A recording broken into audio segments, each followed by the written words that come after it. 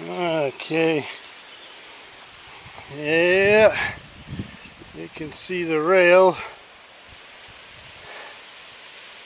all the way down. It's a 2x6 treated and a 2x4. Was short on one side a little bit, about 8 inches. Had to patch it in there. No big deal. This is how that cattle panel sits in there. Just sits right in there, and you use a fence nail every other one. That holds it pretty good. And then you tie it together with wire here. Make sure you got smooth side out, sharp side in. Same way with these here. Smooth side out, sharp side in. That way your plastic will go right over. You can see what it looks like here before it's tied together. You just move it over and tie it. Then it mates and gets the hoop all together down. Okay, on this end here I'm out 2 inches, and it's pretty forgiving. Here I'm 11.7, and here I'm 12, so I'm a little bit shorter on the inside. You can see that's 4 blocks high. I stacked the blocks under there because I set the 2x4 and 2x6 myself. Stack them blocks up under there and then set it up there, put a level on it, level it out, and you got her.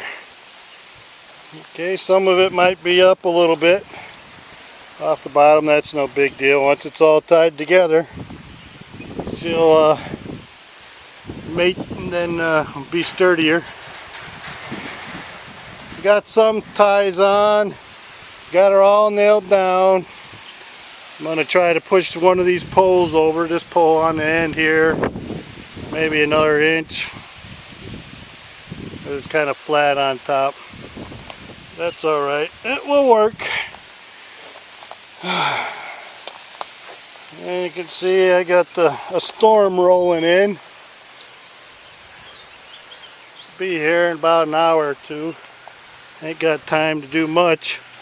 Got the grass cut. Got some old 1x12 here. I'm going to cut these for the blocks to sit on. Make leveling a lot easier on that wood chips. Some old deck board.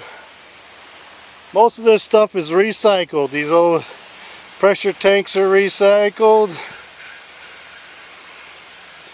The old scaffolding, some galvanized pipe, that's recycled. That's an old water tank's recycled. This one here is a recycled holding tank. These are cut-offs. There you can see I got a hole cut, test hole in there. That's about the right size. That's 2 1/4, I believe, or 2 1/2. That's what I'm going to set my net pots in. They'll be the 8 inches to 10 inches apart all the way down. That's what it's going to be over here, all the way down 30 feet. 3 pipes, that's 90 feet, and then 1 pipe over 12 feet. It's 100 and some feet. I got some cut-offs from that telephone pole there. Slide that tank on there. A lot of sticks out of the yard when the wind kicked up. See, it's pretty windy today. Storm clouds rolling in. Still gotta get the pump in, and then I still gotta build a sump box. I got some more block for setting up my stuff. As soon as I get this here all tied together, that's what it looks like on the outside. I can focus in on that. These cattle panel have a end with an extra piece in it. That makes it tight. You put them in between your telephone poles to make it a little sturdier, and put the two hole spaces, the hole squares without the extra piece, next to the telephone poles. See? And like I said, this is a smooth side out of the wire. And then if I have to, I'll put some tape on there. You gotta mate them together. Every other one. That's what it looks. Just a little off each one, but once you tie them all together, they got, the first two are tied together. You can pretty much see how it's mated there. Pretty good. Not bad for 140 bucks. Cattle panel and about $100 worth of wood. Telephone poles were free. The wood chips were free. Blocks are pretty cheap. 89 cents or $1 a piece. Catch them on sale every once in a while. It's a pretty good sized greenhouse. Once I get her all mated together, tied up, she'll be ready for me to put end pieces on. Right now she's just a poly tunnel without the poly. We get the poly up there and we'll have a lot of space in here.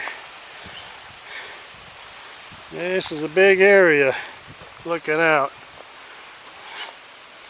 It's 30 foot by 12 foot and 11.7. Yeah, got that off a little bit. Yeah, I'm not perfect. I don't know anybody is. This is the back side of the dirt box.